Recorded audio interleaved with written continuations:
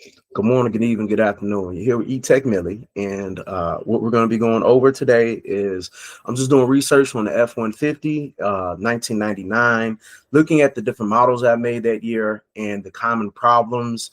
Also going to be looking at the best and worst trucks that are F-150 years. All right, let's go ahead and dive into it. So first things first, let's go ahead and look at the different models, and we're going to be looking at, is it Edmonds, I think? No, it's JD Power, I guess. This is the so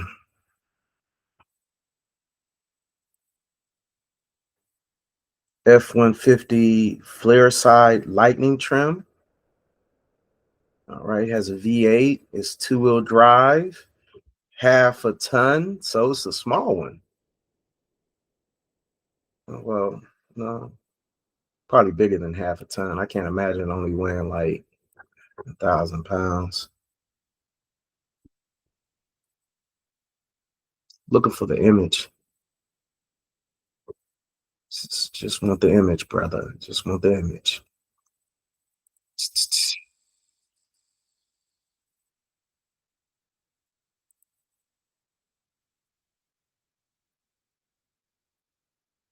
Mhm.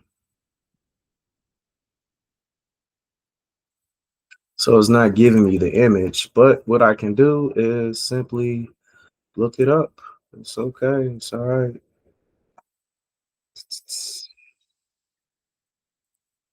Look up this image. So flare side.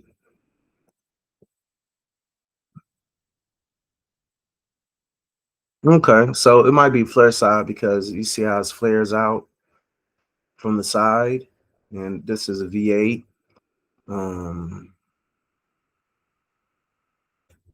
all right. So let's take this image and we're gonna save it.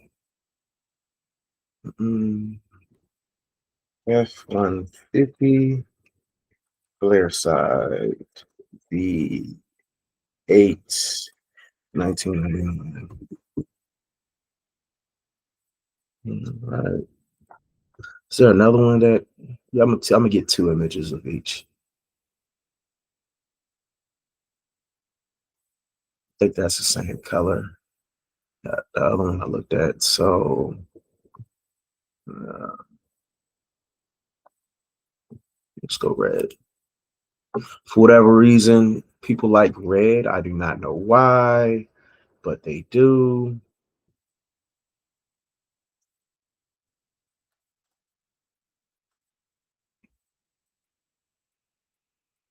All right.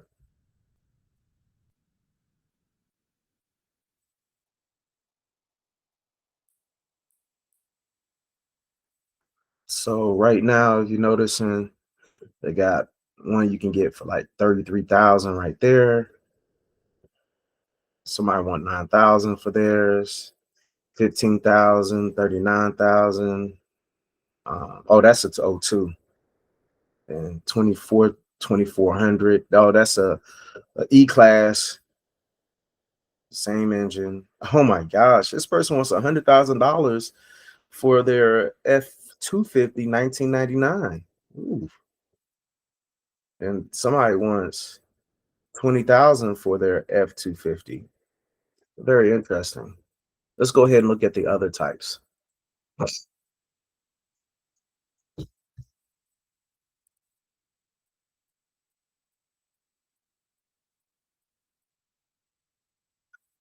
Okay, so what else we got? Uh F-150 flare side super cab. That just means it's extra wide. That means that it's comfortable. Probably has four doors and it's very comfortable. That's what the difference is of that one. But let's go ahead and take a look at the images to check and see. Yeah, so see, is this a little wider? So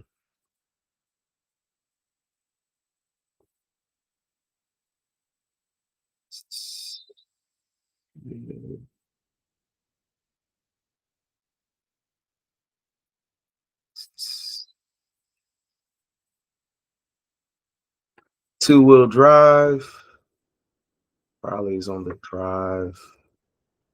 Um,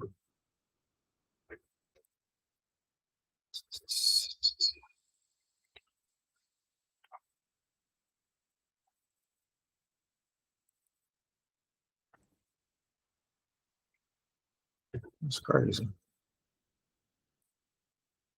Okay, well, say F-150, two-wheel drive, 1999, flare, size, uh, cab, yeah, cab. All right, super cab. All right,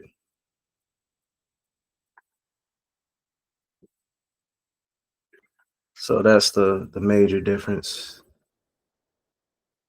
Super cab, meaning that it's extra comfortable. Somebody could essentially be in the back. Yep. All right, let's look at the other types they got. So flip side Excel.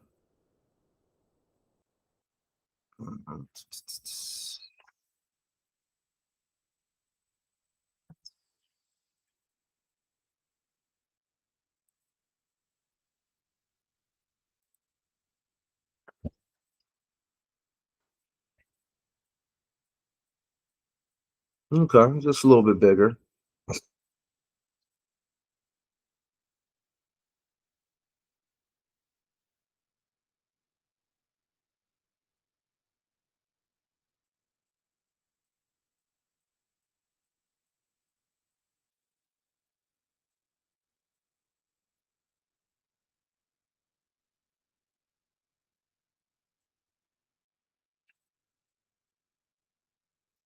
Yeah, just a little bit bigger.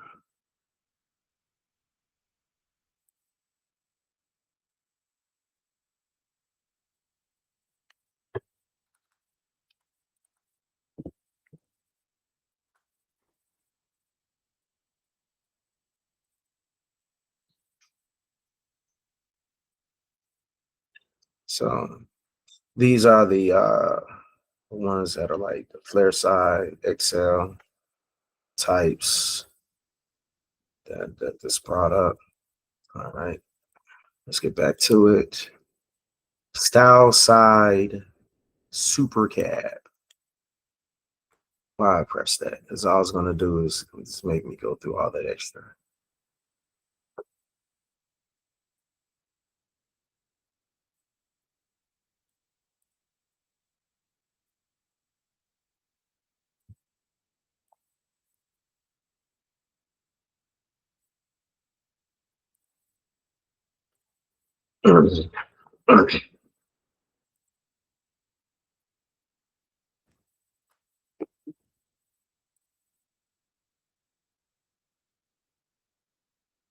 Okay, well,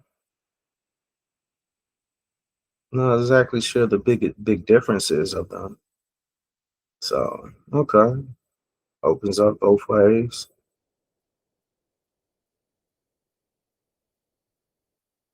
Is that style side?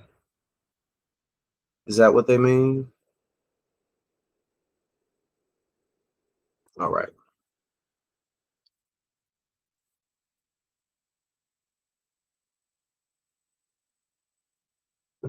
I'm assuming so. We'll try to dive into the difference in a second. But for right now, I guess those are the ones we got. That is being noted. All right,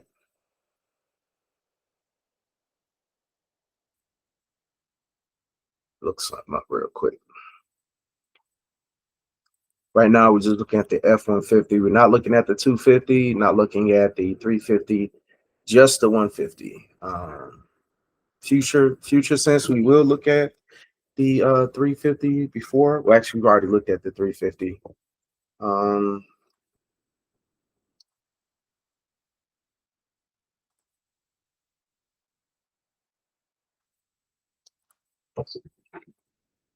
so while that's doing that, let's go ahead and look at a couple videos. All right, so this first video is about 5 minutes and it's essentially going over the major, most common issues for the 10th generation. All right, these are the 5 problems, top problems for 1997 to 2004. Let's go ahead and get into it. Hey, Mario Lopez here, and if you're thinking about getting a consolidation loan to combine your credit card debts or your personal loan. In this video, we're going to go over the top 5 problems we found with the 10th generation Ford F-150. Don't forget to go to 1aauto.com either for all your parts and tool needs to fix this puppy.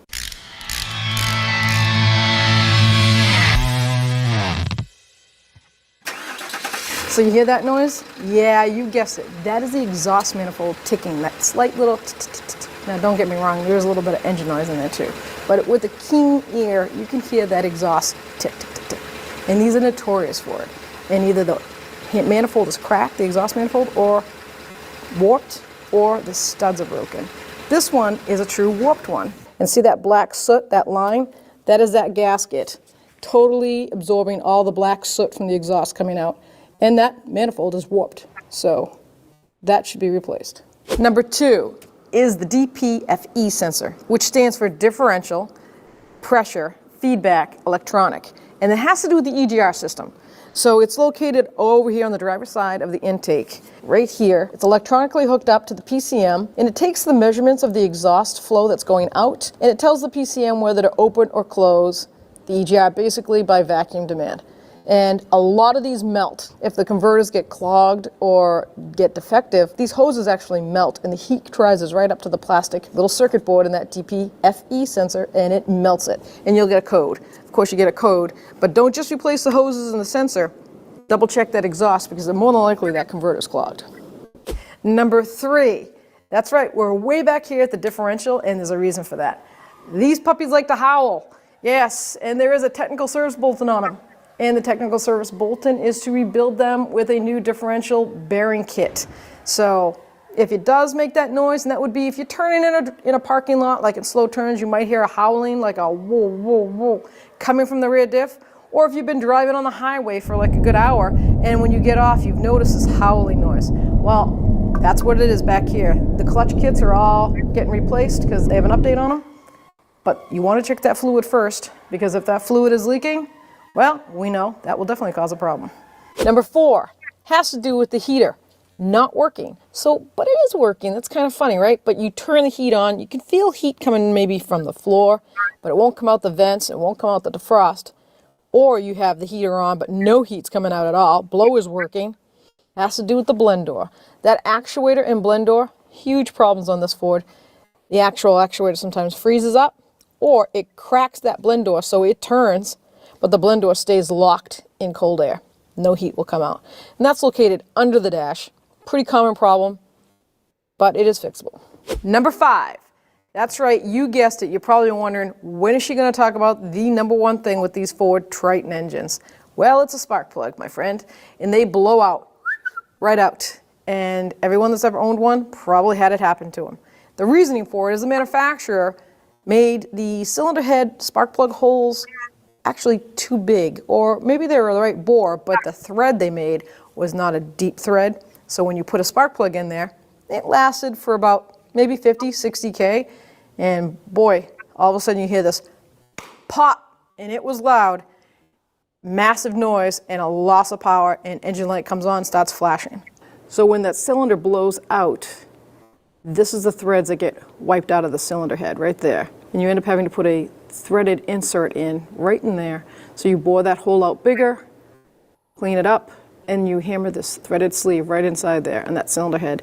And then the spark plug can go back in and you go right down the road. So that wraps up our top 5 problems we found with the 10th generation F150. If you're not a subscriber, please subscribe and don't forget to ring that bell. It turns on all your notifications and you won't miss any future videos.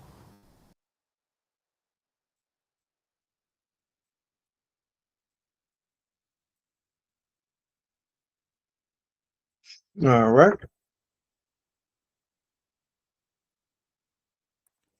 Let's talk about the bad years.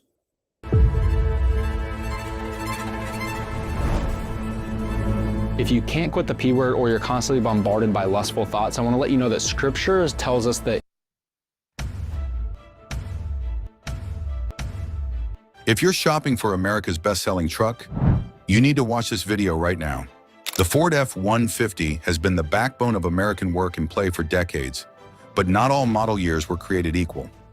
Some are automotive legends that will run for 300,000 miles with basic maintenance, while others are ticking time bombs that could drain your bank account faster than you can say, transmission rebuild.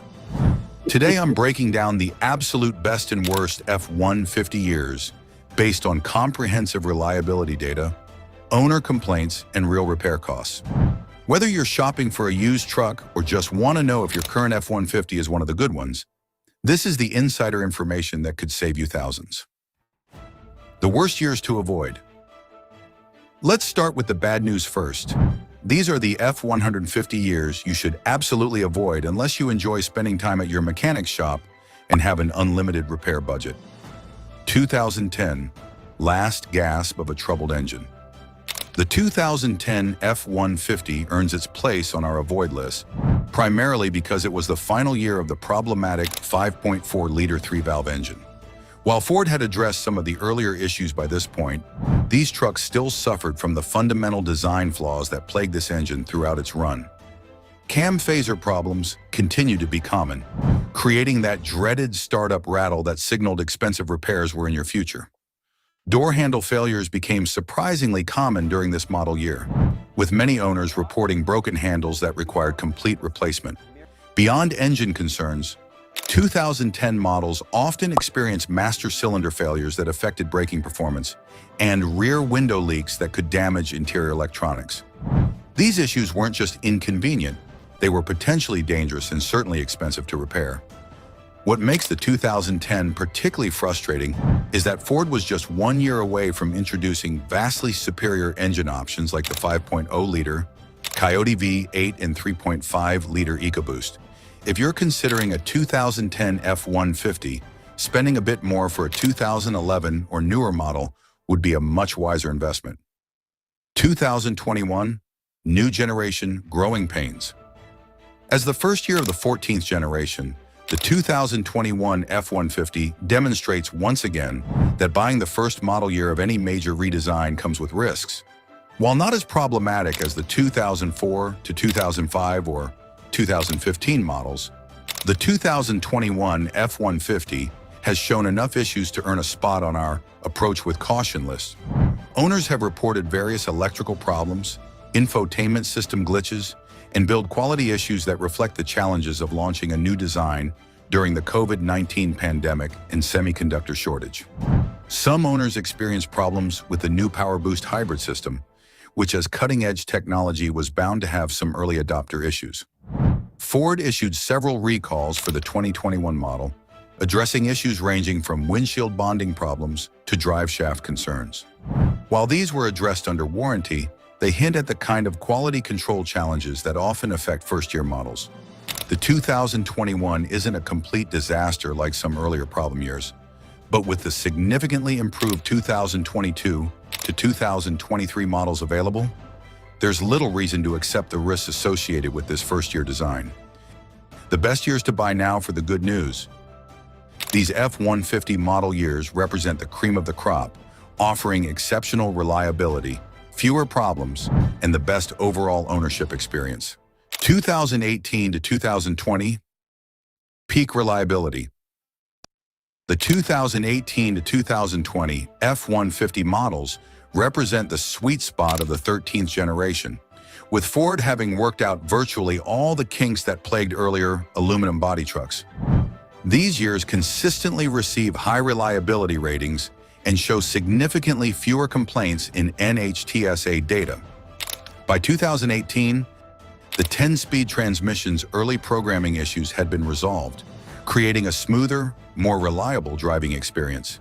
The second-generation 3.5-liter EcoBoost engine had overcome the timing chain and turbo problems of its predecessor, while the 5.0-liter Coyote 5.8 saw improvements that addressed earlier oil consumption concerns.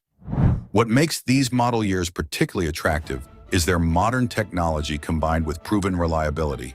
You get advanced features like Sync 3, improved safety systems, and modern conveniences without the headaches of first-year production issues. Consumer Reports data shows these years receiving above-average reliability ratings with fewer reported problems across all major systems. If you want a modern F-150 with minimal risk, the 2018 to 2020 models represent your best bet. 2013 to 2014. Refined Classics. The 2013 to 2014 model years represent the pinnacle of the 12th generation F-150, with Ford having addressed nearly all the issues that affected earlier models. These years offer an excellent balance of modern features and proven reliability. The 5.0-liter Coyote V8 available in these models is particularly noteworthy for its exceptional durability. By this point, the first-generation EcoBoost engines had seen several improvements that resolved many early issues with timing chains and intercooler condensation.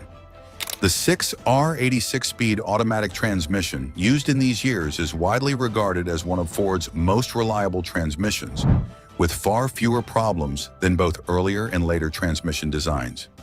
It strikes the perfect balance between durability and performance.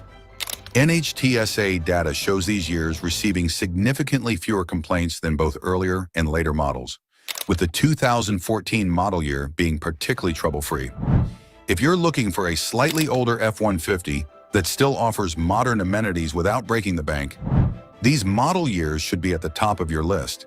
2001 to 2003. Simple reliability.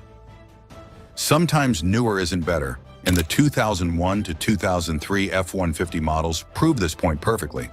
These years represent the mature phase of the 10th generation, with Ford having refined the design through years of incremental improvements. What makes these trucks special is their relative simplicity compared to modern vehicles. The 4.6-liter V8 engine from this era is particularly praised for its durability, with many examples still running strong well past 300,000 miles. These trucks predated the problematic 3-valve design, using a simpler and more reliable 2-valve configuration. The transmissions in these model years, while not as sophisticated as modern units, have proven incredibly durable with proper maintenance. The simpler electrical systems mean fewer potential failure points, resulting in fewer expensive electronic repairs as these trucks age. For budget-conscious buyers who prioritize reliability over modern features, these older F-150s offer exceptional value. Parts are plentiful and affordable, and most repairs can be performed by DIY mechanics without specialized tools or computer diagnostics. 2009 with 4.6-liter engine. The sleeper pick. The 2009 F-150 represents an interesting sweet spot that many truck buyers overlook. As the first year of the 12th generation, it offered significant improvements over the previous generation, but only when equipped with the right engine. Specifically, the 2009 model with the 4.6-liter V8, not the problematic 5.4-liter, offers a great combination of modern features and reliable engineering. This engine avoided many of the issues that plagued the 5.4-liter Triton, delivering reliable performance with reasonable fuel economy for its time. The 2009 redesign brought improved safety features, better interior quality, and enhanced ride comfort compared to previous generations. It struck a nice balance between old-school truck durability and modern creature comforts. While not as trouble-free as our top picks, a well-maintained 2009 F-150 with the 4.6-liter engine can provide excellent service at a fraction of the cost of newer models. 2023 present. Promising newcomers. While it's too soon to declare the latest F-150 models long-term reliability champions, early data suggests the 2023 and newer models represent significant improvements over the early 14th generation trucks. Ford has addressed many of the electrical and infotainment issues that affected 2021 models, and the Power Boost hybrid system has matured. I don't know about that. I'm just saying, like, let's be honest. It ain't enough time, just like he said. Into a more reliable powertrain. Build quality appears improved across the board, with fewer owner complaints about fit and finish. If you want steps for your truck that offer the ultimate in function and style, take a look at the AMP Research Power Step. We're gonna walk Hi, around. this is Chelsea. Today I'm at Titus Wolf Ford, located in Tacoma off I-5 and the 38th Street exit. And today we're looking at this classic white 1999 Ford F-150 XLT. This vehicle comes equipped with your fog lights. You also have your tow hook there, alloy wheels, and your Triton V8 engine. Let's take a look on the inside. Inside, you have your two-tone cloth seating, CD player, cruise control at your steering wheel, 3 seat belts in the front, all your power options, windows, locks, and mirrors. Back seat also seats 3. This is a 4-wheel drive truck and an off-road edition. Coming to the back, you have your dual exhaust and your full tow package there.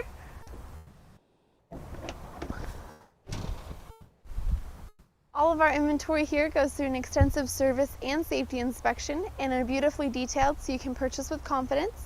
Give us a call today to set up a test drive with one of our professional sales representatives at 253-475-4151. Thanks for clicking on our virtual tour. Hey guys, this is Zach with 80/20 Media, here today with a video on the best and worst years for the Ford F-150.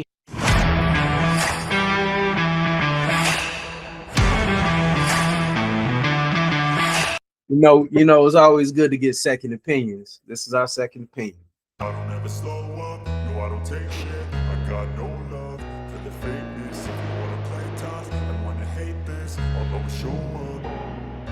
I don't ever slow up, no I don't take shit. I got no love for the fakeness. The F-150 has been in production since 1948, so obviously the F-150 has been around for a long time, and covering every single one of the years and generations of the F-150 would be nearly impossible in this video, especially since the F-150 is currently on its 14th generation. So here we're narrowing this down, starting with the 10th generation F-150, which made its debut in 1997.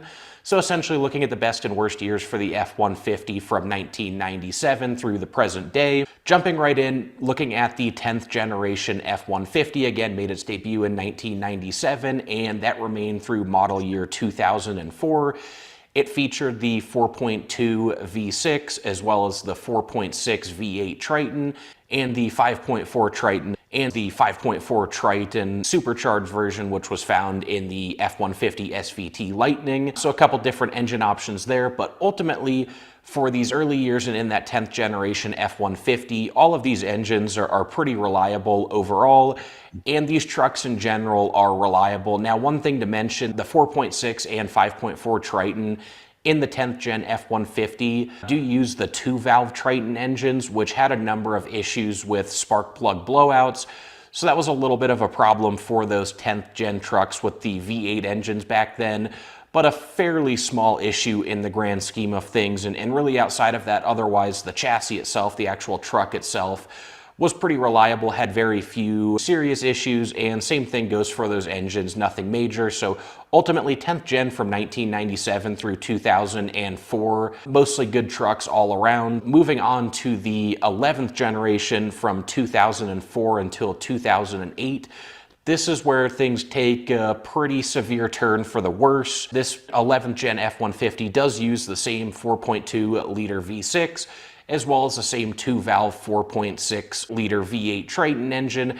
However, in the case of the 5.4 Triton, Ford had moved from the 2-valve engine to a 3-valve version of the 5.4, and that engine was fairly problematic overall. The introduction of variable valve timing came along with a couple issues. 2004 to 2008 trucks, again, despite the other two engines still being fairly reliable, suffered a lot of transmission problems. Window regulators were an issue on those trucks, and overall that 5.4 Triton, the 3-valve version, is just not a very reliable engine. So the 11th gen from 2004 to 2008, for the most part, are not the most reliable F-150s around, and probably some years to avoid there. Moving on to the 12th generation, things took a turn for the better here. 12th generation F-150 was available for model years 2009 to 2014.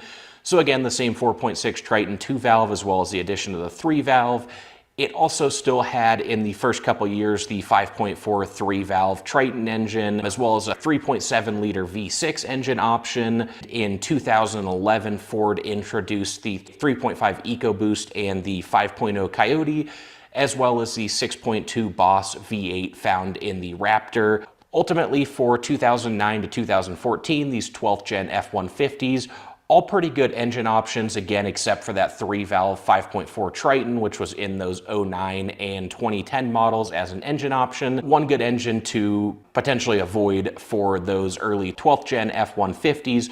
Otherwise, all great engines. We're huge fans of the 3.5 EcoBoost as well as the 5.0 Coyote, and the 6.2 Boss in the Raptor is also a great engine if you're looking for a sportier and quicker truck like the Raptor. However, 2010 and 2011 model years specifically had quite a few complaints and issues with the transmission and transmission shifting, as well as the infotainment system and touchscreen. That's really one of the biggest complaints of those 2010 and 2011 trucks, was that infotainment system. There were a lot of known issues and little weird things that would happen with it, like the backup camera wouldn't show at all. The touchscreen was just tough to navigate and wasn't very user-friendly. And then a number of these trucks, despite some good engine options, also suffered an unusual amount of oil leaks. For this 12th gen F-150 from 2009 to 2014, avoid that 5.4 Triton in the early years and potentially avoid 2010 and 2011 due to a couple known issues with those. Moving on to the next generation of the F-150, we have the 13th gen Ford F-150, and that was available for model years 2015 up until 2020. It has quite a few engine options during that 13th gen. So there were the 3.3 and 3.5 liter V6 Cyclone engines. There was still the 3.5 EcoBoost from the previous generation. Ford also introduced the 2.7 liter twin turbocharged V6 EcoBoost. There's also the 5.0 Coyote carried over from the previous gen, as well as a new 3-liter Power Stroke diesel offering for the F-150. So quite a few offerings there. Ultimately, all of these engines are pretty solid engines overall. Each of them are prone to their share of a couple issues here and there, and that can be said for just about any engine in the world and any of these Ford engines that we're discussing in this video. But ultimately, all solid engines. However, there was one main issue with the 2015 to 2017 trucks, and that was more transmission problems for those years. Complaints about transmission failures as well as just transmission shifting issues. The 2015 to 2017 models also ran into a lot of brake failures and brake problems, and then some door mechanical issues that models also ran into a lot of brake failures and brake problems, and then some door mechanical issues that were a little bit of a headache. So ultimately, 2015 to 2017, the chassis were plagued with a number of different options, including those transmission problems.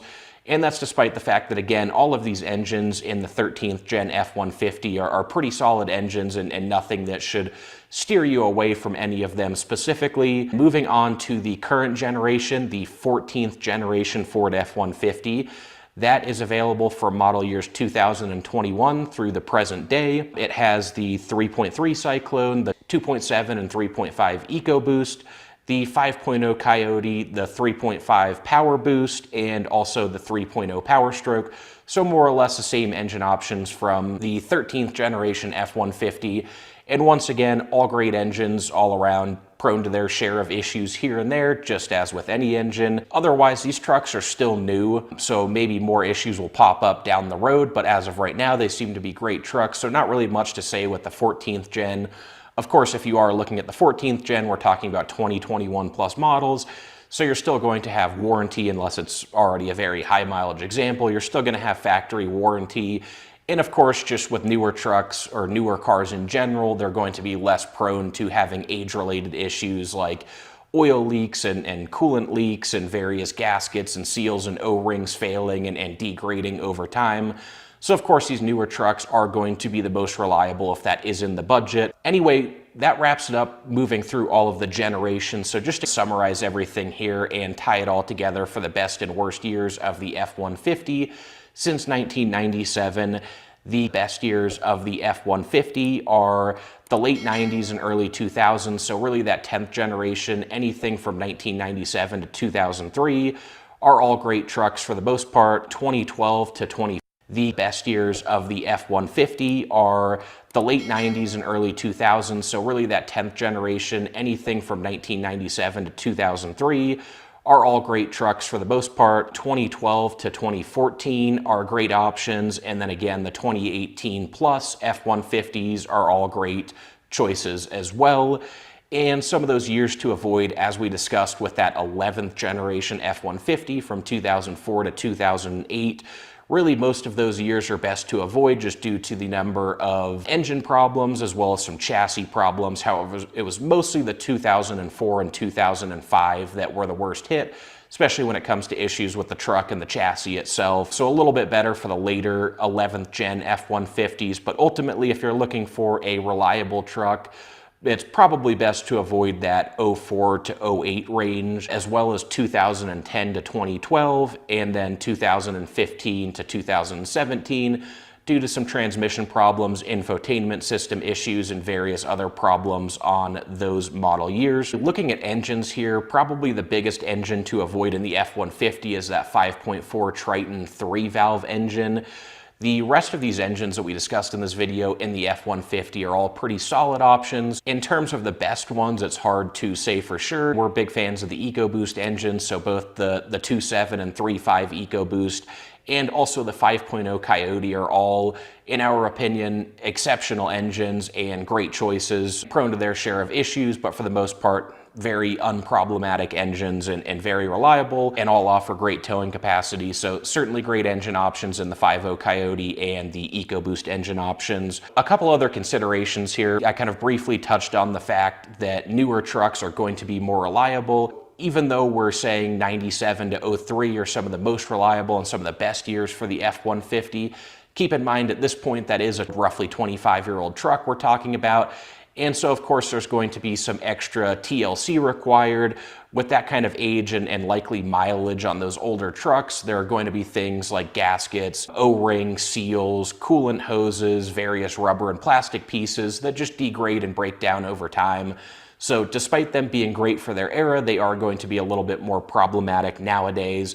And then, of course, all of this isn't anything that's set in stone. There are going to be cases of 2005 F-150s being more reliable than a 2013 F-150. And so even some of the best years compared to some of the worst years, there are outliers mixed in there. So that's not to say that this is a definitive guide and this is all just how it works. Some of it comes down to how well was a truck maintained in the past, what was it used for, and then there's a little bit of the luck of the draw involved as well, just in terms of whether or not you actually get a good F-150. But ultimately, that wraps up our video on the best and worst years for the Ford F-150. If you guys like this video, please hit the like button. All right, so let's talk about it a little bit. So when we talk about the best and worst years, from my understanding, the best years would be the 10th generation, the 97 to 2002. Then 2001 to 2003 are the fewer repairs needed. That's the sweet spot. The sweet spot for the 12th generation will be 2012 to 2014, and the 13th generation 2018 to 2020. Also a very good one will be 2009. That will be a good one, the 4.6 liter, not the 5.6 liter. So the 4.6 liter is good, the 5.6 is not. The years to avoid, the 2010 to 2011. Reason why is because it has a lot of valve issues, cam, door handles. It's just a just a lot of failures, just even simple failures like window leaks. Then 2021, that will be a year to avoid. Screen issues, drive shaft. It's a few things that's wrong with it as far as anything that's the first of the 14th, the first of the 13th, the first of whatever normally has its own faults, and you got to think about it. It's when they're putting all them sensors in and things of that nature. The 11th generation, 2008 to 2004 to 2008. Avoid those F-150s because the engine and chassis, too many issues that occur with those.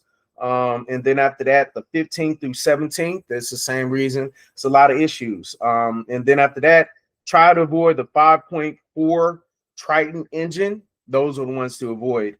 All right. When we talk about the 10th generation, 5 top problems, from what I'm hearing, it has exhaust issues. It has a DPFE sensor issues, differential issues with the 4-wheel drive deal. If it's a 2-wheel drive, you don't have to worry about it because it doesn't have differentiation in there. But when it does have a problem with that, you have to really rebuild it.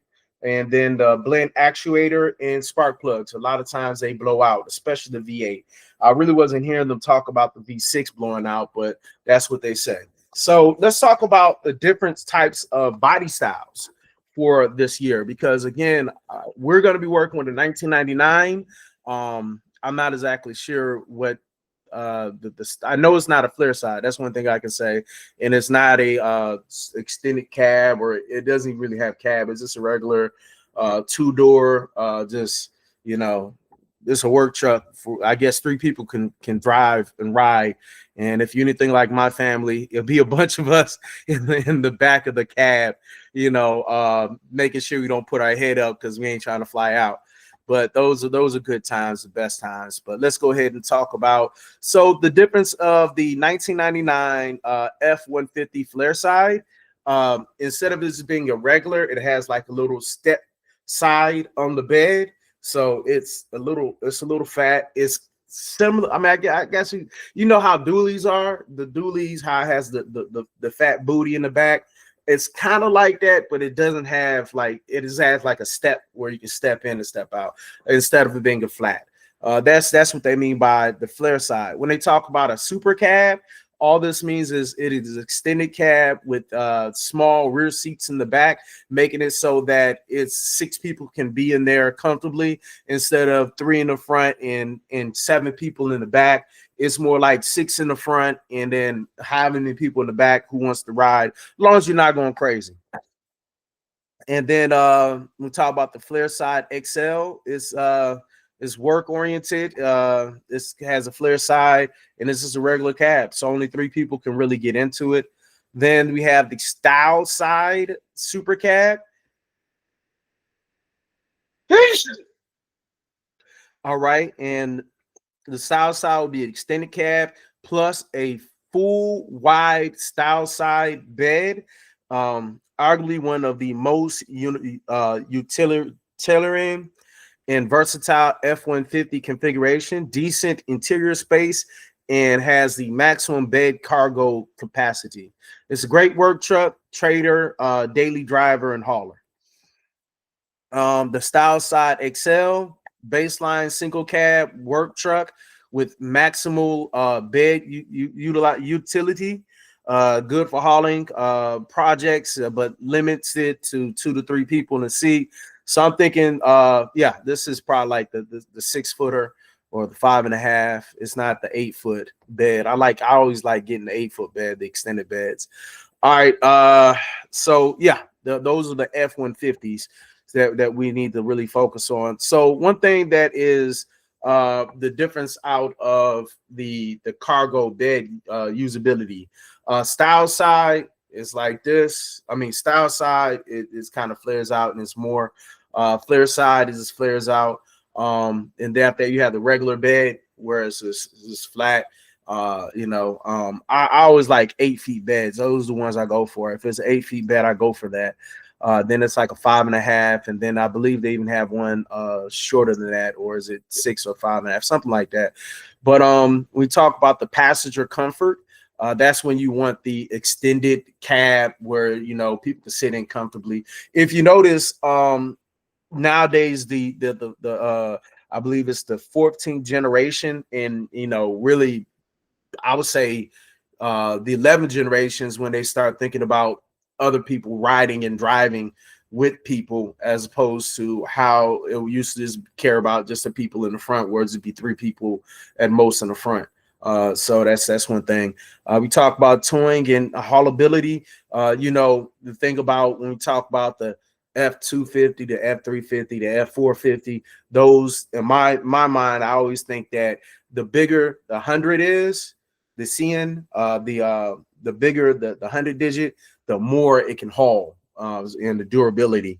At the same time, not all not all of them, all the engines are equal. So before you invest in getting your F450, you still need to do research on the more common problems and just seeing which years to avoid. That's the reason why we're doing this right now, because instead of us putting money into a money pit, we're trying to figure out which ones are money pits and which ones are worth their bread and butter. And like I myself, I first got an F350 that was 2007, and only until after I had it, that's when people were telling me, "Oh man, that year that engine's is it bulletproof?" And that time I didn't know what bulletproof was. Now I know what bulletproof is. And I'm like, man, I ain't about to pay for that, but I will do some upgrades to get it up, and then eventually I will bulletproof it myself. But I'm not spending $12,000 for anybody to touch it. If I'm spending $12,000, I'm just going to go ahead and spend $5,000 for another truck. That's what I'm gonna do. Let's move on. So, the concept of an F-150 is it's a lot more simple. It's a lighter ride, and better fuel economy, easier daily driving. That's the reason I got an F-150 outside the F-350, because with my F-350 is diesel. My dad kind of killed the engine when he was driving it, but it's only because he's only used to driving gas, and when you turn it on and you're not letting it warm up, with the F-350, and whenever you do with glow plugs, it's like it glows, it kind of warms. A spark, it's like that's just how I think about it. So with a spark plug, it's like it's quicker to go on because it's explosions. With the glow plugs, it's warming the body, it's warming the engine, and then it goes. So you always have to warm up the engine when you're dealing with diesel versus if you're dealing with regular gas. That's the main thing. Gas is very explosive in a sense. Diesel, you can smoke a cigarette around diesel and you don't have to worry about catching fire, unlike gas where any spark can make it pop.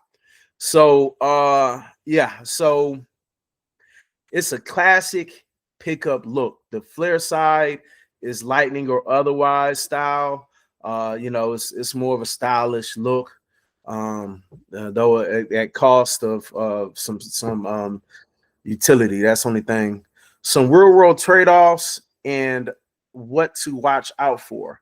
As some forum owners of flare side note, you lose some bed practicality. Difficult or awkward to load wide cargo or bulky wide items.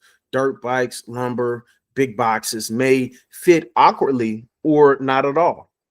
If you get a super cab instead of a regular cab, you get more space, but also potentially more complexity. When we talk about the extra doors, the rear seating, the maintenance of more components, and might slightly change the bed length bed to cab ratio. When we talk about the F-250, Super Duty trucks are heavier, have stiffer ride, lower fuel economy, good for heavy loads, but less ideal for everyday commuting. Again, that's with the F-350s and F-450s. The higher that 100 digit, the less you don't really want to drive it just going down the street, because it's like, man, why I got to spend $4 for 10 miles where I can just spend $4 to get 30 miles. That's just how it works. Or in this case, why do I spend $10 Why would I spend $3 for 10 miles where I can spend $3 for 15 miles?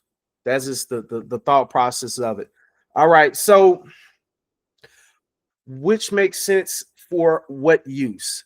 Given what you told, what we need, often deal with vehicles, plan flips, moving between U.S. and Kuwait, automotive mechanic work, maybe hauling vehicles, trailers, and that reference. Okay, so I plan on using really my F-350. I'm planning on using for hauling disabled trucks. The F-150 I plan on using for when I'm going out and trying to maintain other things.